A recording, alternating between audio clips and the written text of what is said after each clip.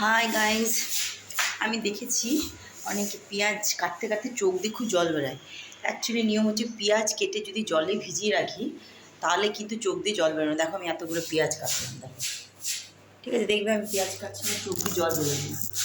পেঁয়াজ কাটার নিয়ম হচ্ছে যে পেঁয়াজটার খোসাগুলো ছাড়িয়ে তারপরে সেটাকে যদি কুচি কুচি তারপরে জল দিয়ে জলে যদি ভিজিয়ে রাখি পেঁয়াজগুলো তাহলে চোখ থেকে জল বেরোবে না।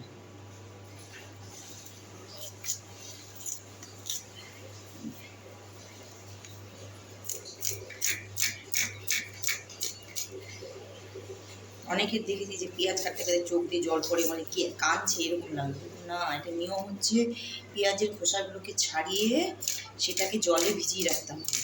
জলে ভিজিয়ে রাখার পর তারপরে তুমি কাটো, তবে তোমার চোখ দিয়ে এক ফোঁটা জল বেরোবে।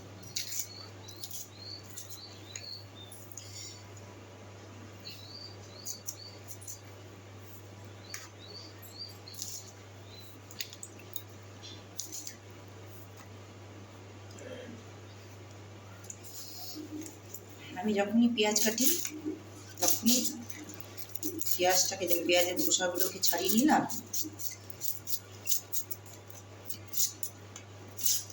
ছাড়িয়ে নিয়ে জলে ভিজিয়ে রাখলাম। তারপর তুমি পেঁয়াজ কাটো, তবে তোমার এক ফোঁটা জল চোখ থেকে জল বেরোবে না। দেখছো বন্ধুরা?